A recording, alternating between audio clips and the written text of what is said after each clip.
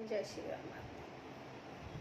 नम मंगल भवन अमंगल हारी, रामा रमा द्रबहु दशरथे अजिरि बिहारी, सिया रामा।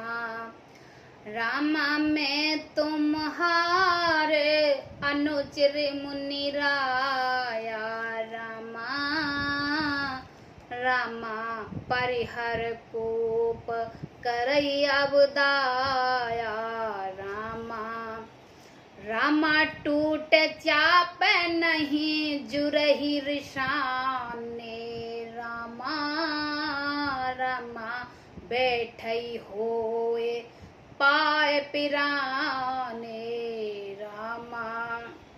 हे मुनिराज, मैं आपका दास हूँ, अब क्रोध त्याग कर दया कीजिए। टूटा हुआ धनुष क्रोध करने से जोड़ नहीं जाएगा। खड़े खड़े पैर दुखने लगे होंगे, बैठ जाइए। जो अति प्रिय तो करे उपाय, जोरई कहो बड़े गुण ही बुलाई, बोलत लखन जनक डराई, मष्ट करो अनुचित भले नाही।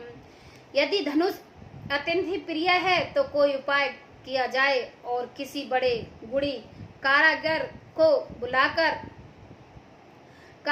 बुलाकर जुड़वा दिया जाए। लक्ष्मण जी के बोलने से जनक जी डर जाते हैं और कहते हैं, बस चुप रहिए, अनुचित बोलना अच्छा नहीं है। थर थर कांपई पुर नर नारी, छोट कुमार कोट बड़े भारी, रघुपति सुनि सुनि निर्भय बानी, रिसतन जरई होए बलहानी। जनकपुर की स्त्रियां पुरुष थर थर कांप रहे हैं और मन ही मन में कह रहे हैं कि छोटा कुमार बड़ा ही खोटा है। लक्ष्मण जी की निर्भय बाणी सुन सुनकर परशुराम जी का शरीर क्रोध से जला जा रहा है और उनके बल की हानि हो रही है, उनका बल घट रहा है। बोले राम दे निहोरा, बचो विचार बंधु लघु तोरा, मुन मलिन तुन सुंदर कैसे, वेश रस भर कनकुट जैसे। तब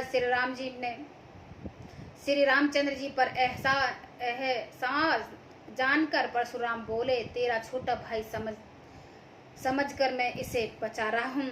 यह मन का मेला और शरीर का कैसा सुंदर है, जैसे विष के रस से भरा हुआ सोने का घड़ा। सुन लक्ष्मण बिहस बहुर, नैन तरारे राम, गौरव समीप गवने सुकच, परिहर बानई बाम, मंगल भवन अमंगल हारी, द्रवौ दशरथि अजिरि बिहारी। यह सुनकर लक्ष्मण जी फिर हंसे। तब श्री राम जी ने तिरछी नजर से उनकी ओर देखा, जिससे लक्ष्मण जी सुखचाकर विपरीत बोलना छोड़ दिया, गुरु जी के पास चले गए।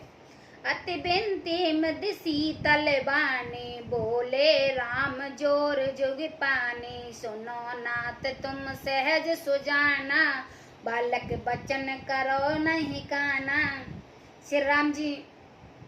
श्री रामचंद्र जी ने दोनों हाथ जोड़कर अत्यंत विनय के साथ वो कोमलवाणी शीतलवाणी बोले, हे नाथ सुनिए, आप तो स्वभाव से ही सुजान हैं, आप बालक के वचन पर कान न कीजिए, उसे सुनकर अनसुना कर दीजिए।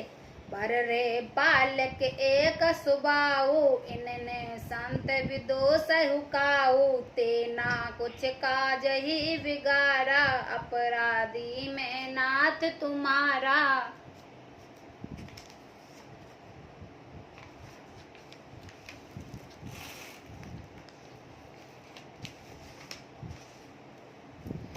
बैर और बालक का एक स्वभाव है।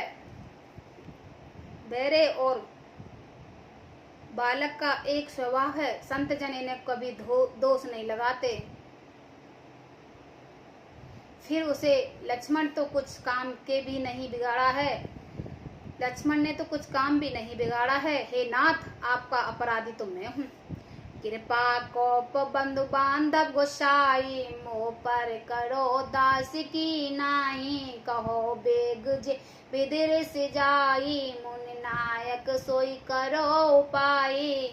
अतः हे स्वामी, कृपा क्रोध बद और बंधन जो कुछ करना हो दास की तरह अर्थात दास समझकर मुझ पर कीजिए, जिस प्रकार से शीघ्र आपका क्रोध दूर हो जाए। हे मुनिराज बताइए, मैं वही उपाय करूँगा। कहे मुनि राम जाय ऋष कैसे, आज अनज तव चित्व अने से, एक कंठ कुठार न दीना, तो मैं कहा कोप कर कीना। मुनि ने कहा, हे राम क्रोध कैसे जाए, अब भी तेरे छोटे भाई टेढ़ा ही ताक रहा है, इसकी गर्दन पर मैंने कुठार न चलाया तो क्रोध करके किया ही क्या। गर्भ सरावई अवन तिरवनी, सुन कुठार गति घोर, परसु अछित देखौ छियत, बैरी भूप किशोर, मंगल भवन अमंगल लुहारी, द्रवौ दशरथि अजिर बिहारी। मेरे जिस कुठार को घोर करनी सुनकर राजाओं की स्त्रियों के गर्भ गिर पड़ते हैं, उसी फरसे की रहते ही मैं शत्रु राजपुत्र को जीवित देख रहा हूँ। बैन हाथ देर से छाती, बा कुठार कुठित पे घाती, भयो बाम विद फिर सुभाव, मोरे हृदय कृपा कसिकाओ। हाथ चलता नहीं, क्रोध से छाती जलती है। हाय राजाओं का घातक यह कुठार भी कुठित हो गया है, विधाता विपरीत हो गए हैं, इसे मेरा स्वभाव बदल गया है, नहीं तो भला मेरे हृदय में किसी समय भी कृपा कैसी। आज दया दुख दसौ सहावा, सुने सुमेंद्र विष सिरहि नवावा, बाओ कृपा मूर्ति अनुकूला, बोलत बचन झरत झुन फूला। आज दया मुझे ये दुख सहा रही है। यह सुनकर लक्ष्मण जी ने मुस्कुराकर सिर नवाया और कहा, आपकी कृपा रूपी वायु भी आपकी मूर्ति के अनुकूल ही है। वचन बोलते ही मानो फूल झड़ रहे हों। जो पे कृपा जरई मुनि गाता, क्रोध भये तुन राख विदाता, देख जनक हटि बालक एहू, कीन चाहत जड़ जम पर गयो। हे मुनि, यदि कृपा करने से आपका शरीर जल जाता है, शरीर जला जाता है, तो क्रोध होने पर शरीर की रक्षा विधाता ही करेंगे। परशुराम जी ने कहा, हे जनक देखिए, मूर्ख बालक हट करके यमपुरी में घर निवास करना चाहता है। बेग करो किन आखन ओटा, देखत छोट खोट निपटोटा, बिहस लखन कहा मन ही माही, मूंदे आंख कतौ को नाही। इसको शीघ्र ही आंखों की ओट क्यों नहीं करते। यह राजपुत्र देखने में छोटा है, पर है बड़ा खोटा। लक्ष्मण जी हंसकर मन ही मन में आंख मूंद लेना पर कहीं कोई नहीं है। लक्ष्मण जी ने हंसकर मन ही मन कहा, आंख मूंद लेने पर कहीं भी कोई नहीं दिखता।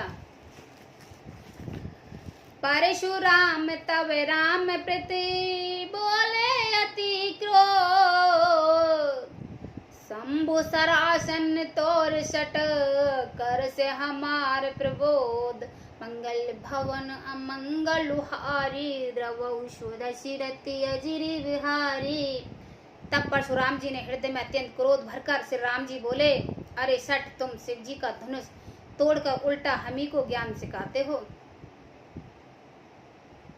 तब परशुराम जी हृदय में अत्यंत क्रोध भरकर श्री राम जी से बोले, अरे सठ, तुम शिव जी का धनुष तोड़कर उल्टा हमी को ज्ञान सिखाते हो।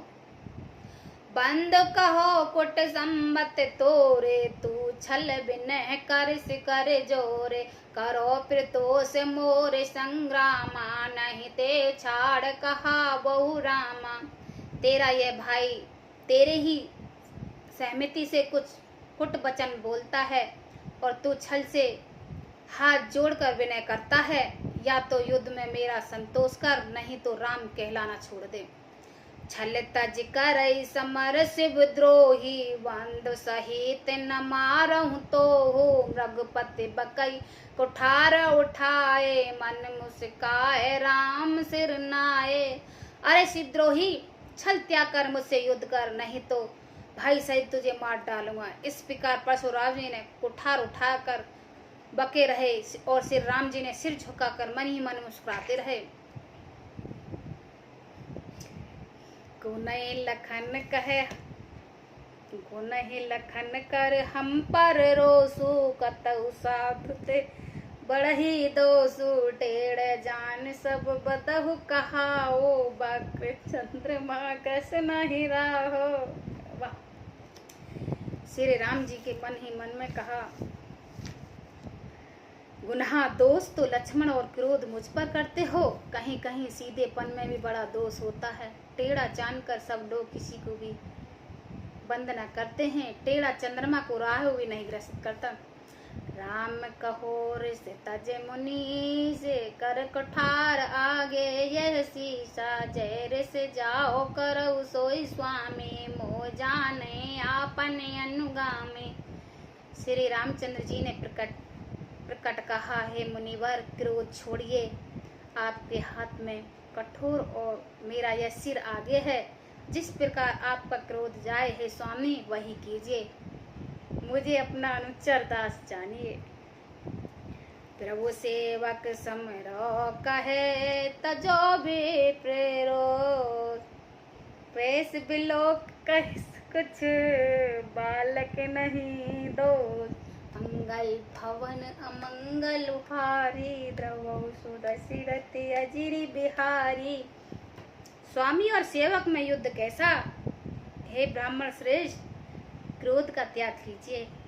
आपका वीर का सा वेश देखकर बालक ने कुछ कह डाला था, वास्तव में उसका भी कोई दोष नहीं है।